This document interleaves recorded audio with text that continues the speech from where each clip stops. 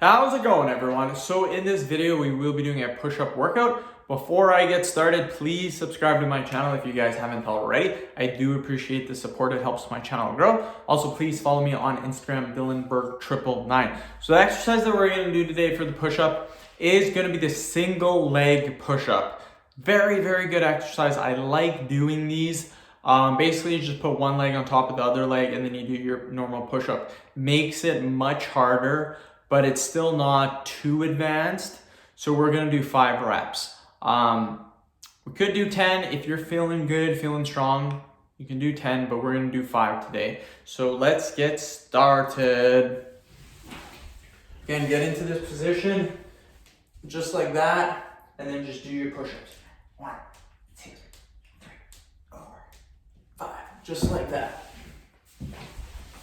So yeah, what I've been talking about lately has been becoming semi-retired when I am 28, which will be next year, the end of next year.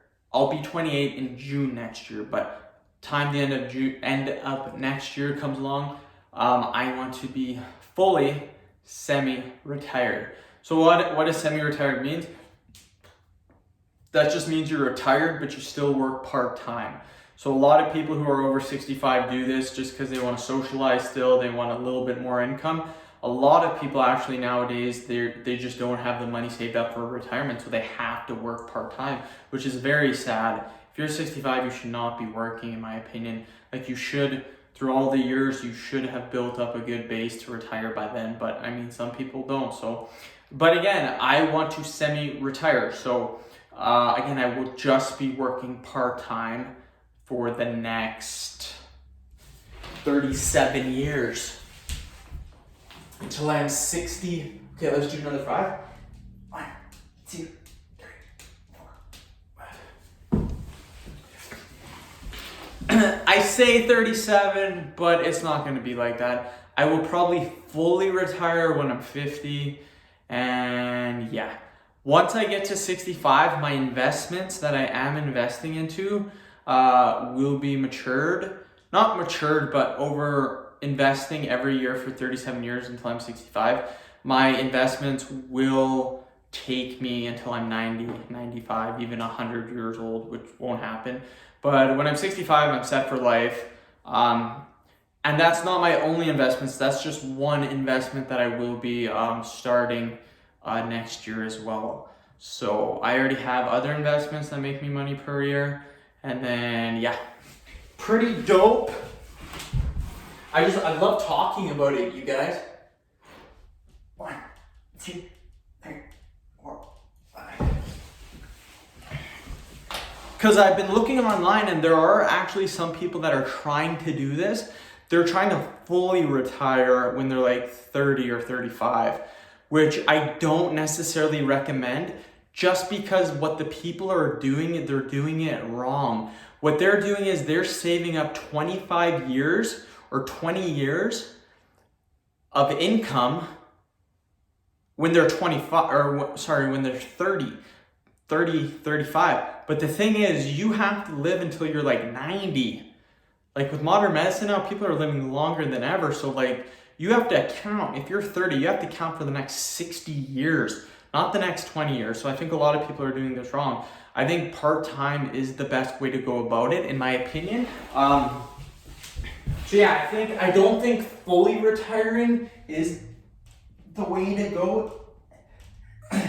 But who knows, in 5-6 years I might say, yeah, screw this, I'll just fully retire. But yeah, that's what I'll be doing. I'll be semi-retired. I love saying that.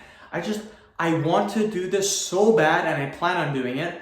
I just want to do it because I'm not a fan of working. I'm not going to lie. I don't like doing things that I'm not passionate about. And all the jobs I've had, I'm just not passionate. I don't like them. I've been looking for probably 3 months at jobs online. Just endless amount of jobs, and just nothing interests me. Like, I imagine myself doing the job that I'm looking at. I'm like, nah, I can never do this. Like, I would be bored shitless.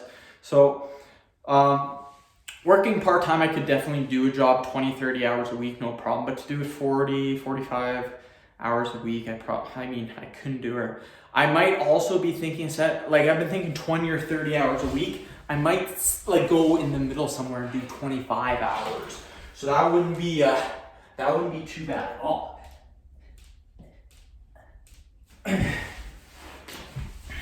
That would be 3 days working 8-hour days. So that would give you 24 hours, but basically 25. So anyways, that would be working Monday, Tuesday, Wednesday, getting Thursday, Friday, Saturday, Sunday off, which is pretty dope in my opinion. Having 4 days off a week is it's part-time. Again, it's part-time. So that is so dope. Now, if you guys are wondering how the hell do I plan on doing this, what I plan on doing is I plan on using the money I get for the part-time job to pay all my bills and to pay for my new investments that I'm going to be doing until I retire. So I'll tell you again how I'm going to do it. 1, 2,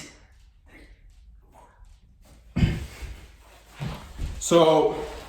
So again, I will be using that money, the part-time money, to pay for all my bills, everything, and then pay for my new investments. Now, if you guys are wondering how the hell do you plan on doing that with a part-time job, I do not have a mortgage at all. Next year, I will be completely mortgage-free. Nobody is like mortgage-free at 28. Hell, the average person buys their home. They say the average homeowner, first-time home buyer, is I think 32 or 35 years old. In Canada, I'm pretty sure it's the same or roughly the same in the States.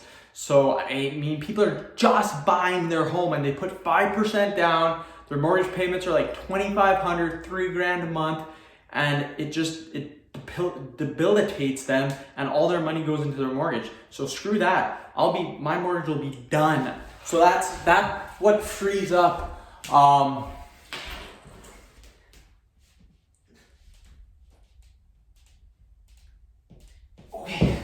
That's what frees up a lot of my bills, is that I don't have that mortgage payment. So a lot of people, instead of paying $2,000-$3,000 a month, I don't pay any. So that really makes my life way easier. And that's what I was thinking when I first started getting into the workforce when I was 19 or 18. I knew that the mortgage was a big reason why a lot of people struggle with their bills, because that's high. So I always made sure when I got a house, I put at least 20-30% down, no problem. And then as I started accumulating my net worth, I bought a couple.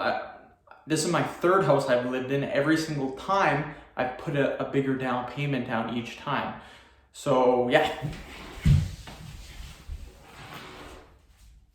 1, 2, 3, 4, 5.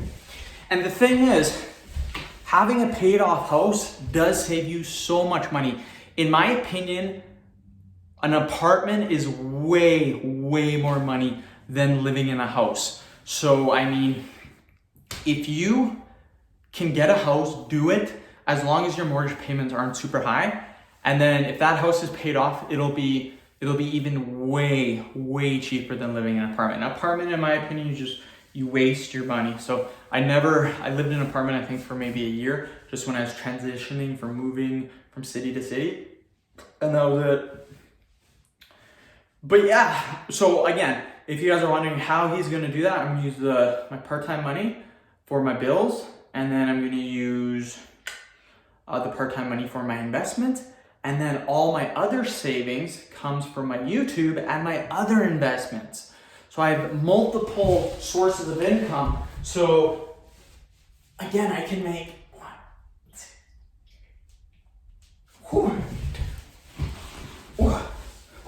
So again, I